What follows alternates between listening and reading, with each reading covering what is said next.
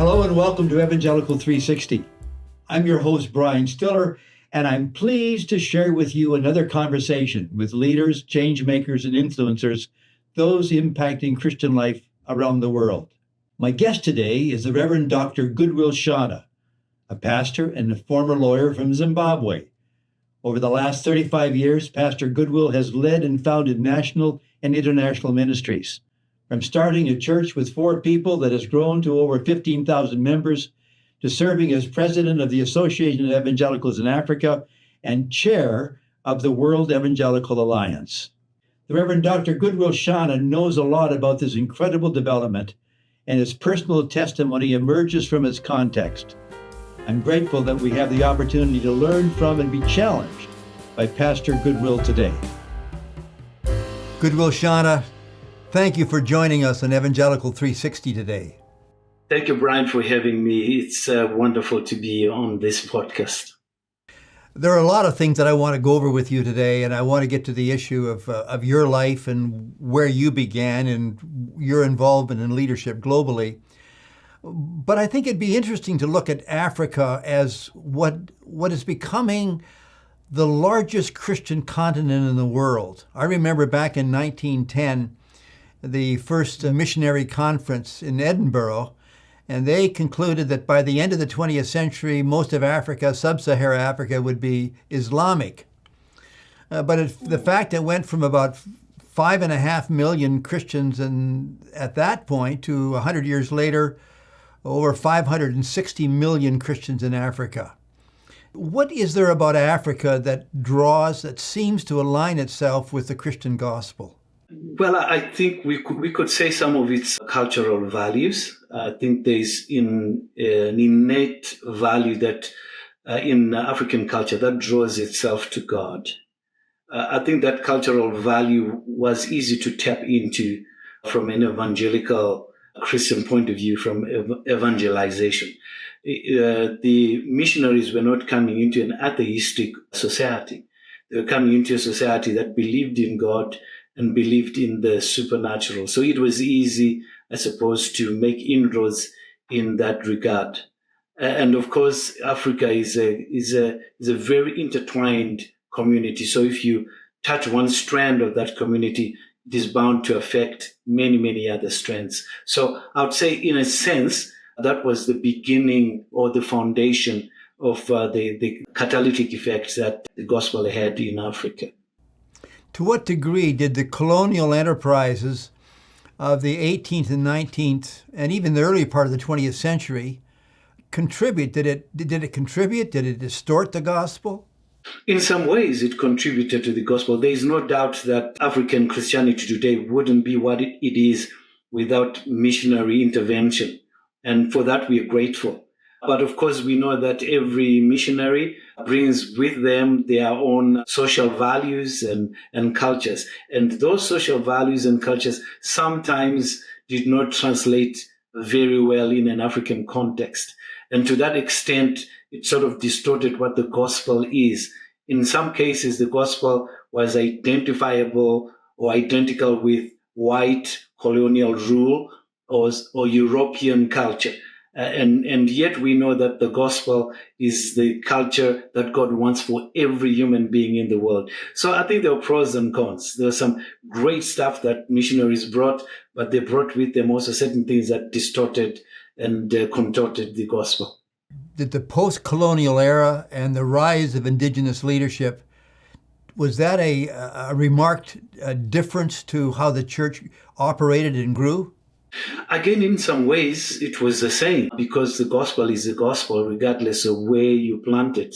But I think it was the socialization of it, making it contextual, that made the difference. It was Africans preaching to other Africans.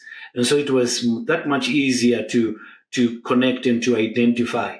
It was no longer a foreign gospel. It was now a local, contextual, social gospel from one person that lived in the same community to another person in the same community. So there's a lot of barriers that came down because people know one another. And so when people are transformed by the gospel, the community can see that. But if it is imported or parachuted from outside, it's a little more difficult to actually believe its authenticity. You live in Zimbabwe. Your life began in that country to the south of South Africa in a time when it was very much ruled by the British. How did your life emerge as a young boy, and how did you move from becoming a lawyer to being a church leader? The Zimbabwean context for me has played a significant role in shaping who I am. And I suppose God allows people to be extracted from their backgrounds for a particular reason. But for me, having grown up in very challenging circumstances and in a culture that was generally unjust and pivoted for one section of society, there was a motivation, a desire in me to work for justice, to work for equality, to work for the value of all humanity. And so that was my early motivations as a young person. And thank God I got born again when I was young. So there was this sense that life could be different, that all human beings were equal, and that justice could only be received or acquired from a biblical perspective, from a love perspective, from an inclusive perspective, because God loved all of the world. So those were some of my earliest thoughts, if I can remember: a drive for justice, a drive for equality, a drive to speak on behalf of the voiceless and the poor. And so that, I think, attracted me to be a lawyer. Although it was not very attractive at that time. The church, and especially the Pentecostal churches, preached very much against lawyers. They thought lawyers were defenders of criminals and murderers and all things that were immoral in a society. They could find their escape through the sweet tongue of lawyers. So it was not an easy decision to make at that time. You were dominated by the white community. Were you a bit of an angry young man? Interestingly, I was not angry. I knew there was injustice. I knew things were not wrong. But I think God helped me not to be angry, because my mentor, the person that led me to Christ, was a white Baptist missionary. His name was Robert E. Beatty. He was like a father to me, because I grew up without a dad. So it was very difficult to categorize all people as being oppressive, or all people as white people as being evil, because I had one special person in my life who was very, very sweet and very dear to me, who mentored me, or who came after me in the township. And so, no, I was able to differentiate between injustice and people or races or people who could perpetrate injustice. And I think that distinction has helped me to maintain my position even post-colonial, post-independence, because I discovered that injustice could also come from Black people. And so I learned very early not to be angry at color or at race or at origins of people. It's the heart that really makes a difference. And that was what I wanted to change. Now, were you a lawyer during the time of Mugabe, his rule, or were you in church leadership by then? I started off a lawyer. I was trained as a lawyer. I only became a church leader later. Reluctantly, I was dragged into pastoral ministry, screaming and howling and complaining. But my initial desire was really not to be a pastor. In my eyes, pastors were very sweet but ineffective people. The ones that I saw around my community were old people. There were not many young pastors. They were old, very sweet, very ineffective, and completely irrelevant sort of people. They always wore these hang-me-down clothes from missionaries. They didn't look very attractive to me. So I didn't start off wanting to be a pastor. I started off wanting to be a lawyer, and then God called me out of that trajectory. In the last few years, though, you've emerged as the executive chair of the World Evangelical Alliance, which is this global body that is representative, is voice for over 600 million evangelical Christians. First of all, just for our listeners, give us your overall definition to help understand the World Evangelical Alliance. The World Evangelical Alliance is basically a unity in diversity of a range of evangelicals. I mean, it's not one set of traditions, but it's traditions across the globe that believe on certain basic things. I think sometimes are called the Beaverton principles, sometimes are called the five solas, but those are some of the basic principles that bring us together. And so for me, the World Evangelical Alliance is this global, in a sense, church of evangelicals coming together, pursuing a unity in faith, a unity in doctrine, in touching the world and transforming the world. So for me, that resonated very, very much with where I came from in Zimbabwe. And what is its prime objective, and how does it operate? Its prime objective is to unite evangelicals for gospel transformation. In other words, there is a drive to ensure that this diversity, this wonderful tapestry of churches, denominations, and faiths across the world actually working together to impact the world. I think it very much resonates with John chapter 3, verse 16. For God so loved the world, this collective of ethnicities and languages and cultures and diversities. It is from these same ethnicities, diversities, and cultures that we draw ministry out of and ministry back into the world. So for me, that is what the World Evangelical Alliance is about. It's about bringing this diversity into unity so that it can be projected back into the world where it came from for gospel transformation. As you know, in certain parts of the world, the word evangelical seemingly has been compromised by political liaison. Is there something about evangelicalism that aligns itself with the political nationalism, or is this an aberration? I think it will be different in different sections of the world, but generally because we are heavily influenced by Western and Northern Hemisphere definitions of evangelicalism in the church, I think there are two things that show up in evangelicalism that often project it into the political arena. I think the one is that evangelicalism desires certain principles and certain accountability. And so when those principles and accountability, whether it's moral or spiritual, are missing, there is an attempt to inject that into society. And then there's a coincidence with politics that may have those same values. But evangelicalism is not the same as being politically right-wing or being politically conservative. Evangelicalism really is about Judeo-Christian values that are enunciated in the New Testament.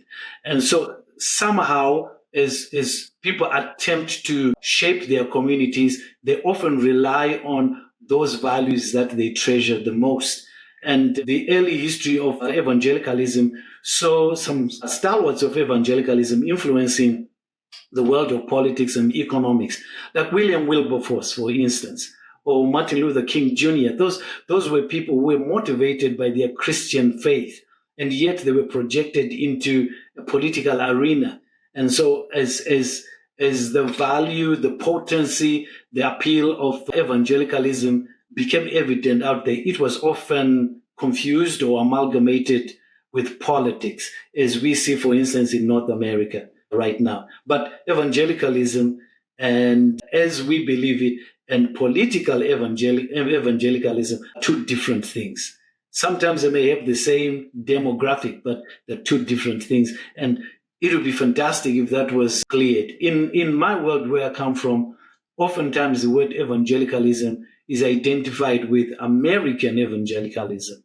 That kind of Christianity that tends to be politically active, potent, and aggressive, and does not think twice about injecting itself in the political arena. And that can be detrimental sometimes. There's been talk about whether the word evangelical we need to find a new name for the word evangelical. And I recall Tim Keller, who passed away, was pastor of a church in New York City, was asked the question. And his response was, why should the rest of the world allow 10% of the world to self-define? And so I guess the word evangelical, as you lead the world body, it's a word that I suppose in your view is worth saving, is it not? I think it is worth saving. I can't imagine an alternative. I think an alternative will probably catapult us into some long-winded discussion or controversy. Evangelical is in the Bible. Evangelical is good news. Evangelical has a whole history of goodness behind it. We have built that identity, our identity as World Evangelical Alliance, based on that word, which is good news, which is talks about evangelization, which talks about projecting the good news of Jesus Christ into the world. I cannot, as was this an individual opinion, I cannot imagine another word that best captures who we are from a biblical perspective. That would be very difficult for me. Now, the Evangelical Protestant Church is something of the last few hundred years. How did the World Evangelical Alliance form? What were its roots? I think it's, well, when we go back to the history of the Evangelical Alliance in 1846 to 1848, it really was driven by individuals. And this is some of the conversations that we've been having recently, that it was not driven by institutional motivation. It was really driven by individuals who were looking for an identity that was separate from Catholicism or Reformed Protestant church movement. And for me, it is one of the things that I think we need to recapture, this injection of individual conviction into the institutionalism called evangelicalism. And so people begin to grow that, go back to their churches, motivate the churches into denominations, into nations. And so the World Evangelical Fellowship, as it eventually got to be known, took form and shape around individuals who were driven to see the unity of the body come together. Now, today it's composed of, about 140 some national alliances, countries that have their own indigenous national alliance. How does that body, those many parts, how does that work together?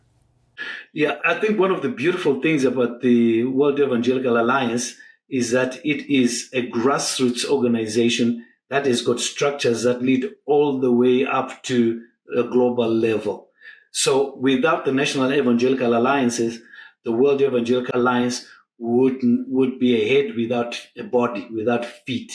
And so I think it is this connection to the local. It is connection to communities at a grassroots level that actually gives the World Evangelical Alliance one of its greatest value proposition. It's not just theological persons and big spiritual think tanks at the top.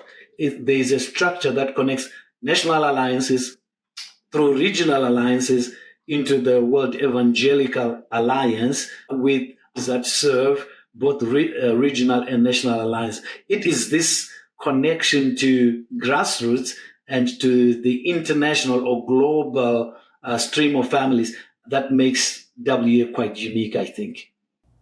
Now, as executive chair, you're looking to have your General Assembly in the fall of 2025.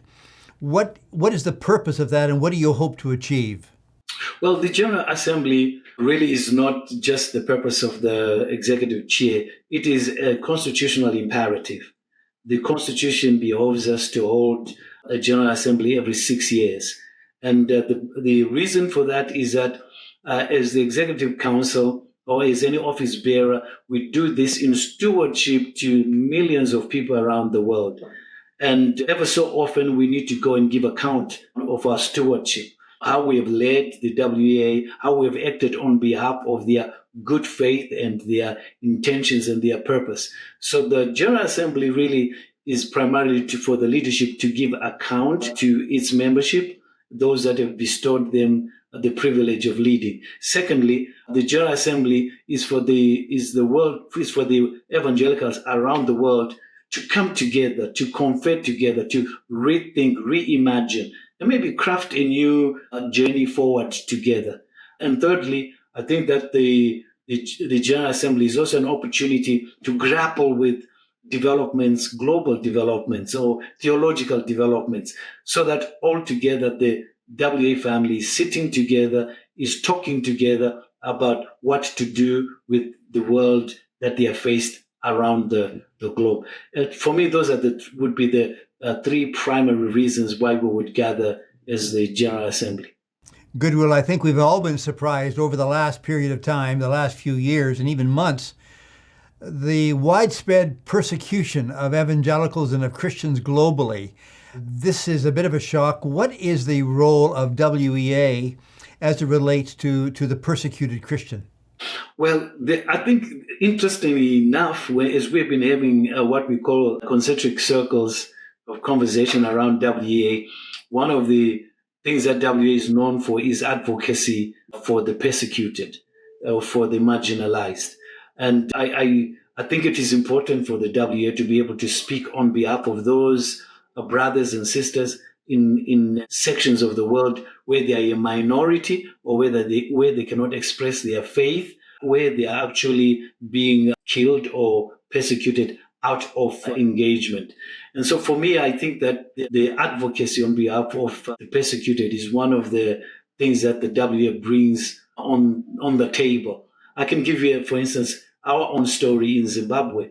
There was a time when we had some serious human rights violations in our country, and in an attempt to stifle the voice of the church, the WEA took up our concerns, and were able to express them at the United Nations on our behalf. There are instances where local believers, local churches don't have the power, the voice, or the courage sometimes to speak up on certain things, and you need another voice. You need, if I can say, a big brother voice, or you need a place where you can run for refuge, people that can speak on your behalf or advocate on your behalf. And the WEA, I think, has done a sterling job in doing that. And how does its particular relationship to the United Nations with its Geneva office, how does that, as an instrument, how does it go about affecting the places where Christians are persecuted? Well, the fantastic thing about having an office is that you are present. And so if you are present, oftentimes you cannot be ignored. And the second thing is that when people are present, they begin to develop relationships.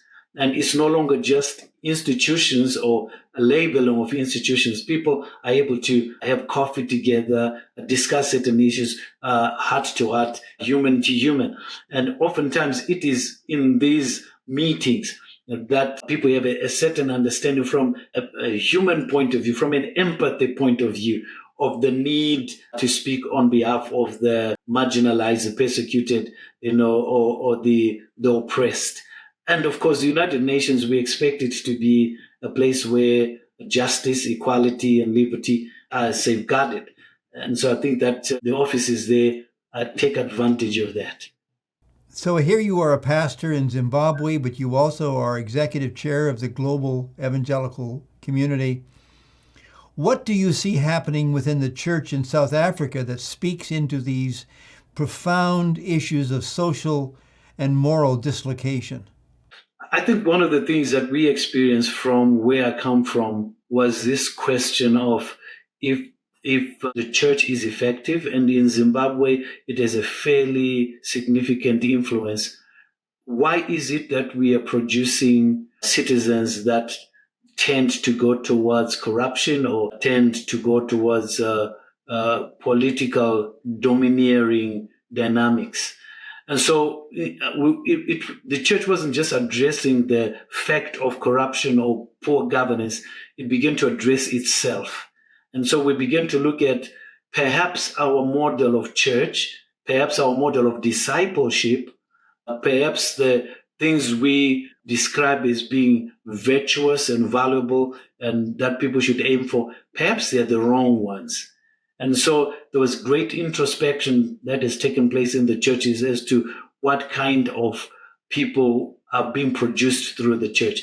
Many of the politicians, especially the ones in the earlier days, were products of missionary schools, and Christian institutions. So the question was, how come that they passed through our hands and they ended up that way? So another element was revisiting the definition of leadership. And many times we had overlooked the Christ-like, Christocentric leadership, servant leadership. Leadership just became something that was bureaucratic but never really shaped on the values of the Bible. So the church began to revisit definitions, its own processes, definitions of leadership. And then lastly, the church also began to revisit its community responsibility. Goodwill Shana, you have a remarkable story. You began in Zimbabwe with a young boy without a father. You become a lawyer, pastor, denominational leader, and now head of the World Evangelical Alliance. That's a remarkable story. So as we conclude today, speak to someone out there who's wondering what opportunity they're caught in some small place and wonder how could God ever use me? What would you say to them? I would say I think God is a God of grace, and He's a God of the improbable. He picks up people, circumstances, situations we would never pick up for him to use. And the Bible is full of all those kind of stories. I mean, stories like David, a shepherd boy that got picked up. For me, it is this inspiration of knowing that this God can use or can pick and use almost anyone in the world. You don't have to be born into high status or into royalty. And our Lord Jesus Christ was a perfect example, born to a carpenter family, born in a manger, born in a small and unknown village. I think that's how God does it. And my story is not just the unique story. It's a Bible story. It's a story of how God can take anyone from anywhere if they are willing to be used of God to touch anything, anywhere in the world. And wherever people might be today, I think that's the beauty of knowing our God. Our God is a God that can touch and use and transform anyone from anywhere to be anything in the world, because people are of value. Their value is not defined by where they come from or what they wear or which family they belong to, but which God they belong to. And for me, I would pray that there will be many, many other Goodwill Shanas across the world by the grace of God, not because of my cleverness, but by the grace and the goodness of God. God can elevate people to play a significant role in His kingdom. Goodwill Shana, thank you for joining us on Evangelical 360 today. Thank you, Brian, for having me. Thank you, Pastor Goodwill Shana, for joining us today and for helping us understand the powerful and historic witness of the African church. And if you haven't already received my free ebook and newsletter, please go to brianstiller.com. Thanks again. Until next time. Don't miss the next interview. Be sure to subscribe to Evangelical 360 on YouTube.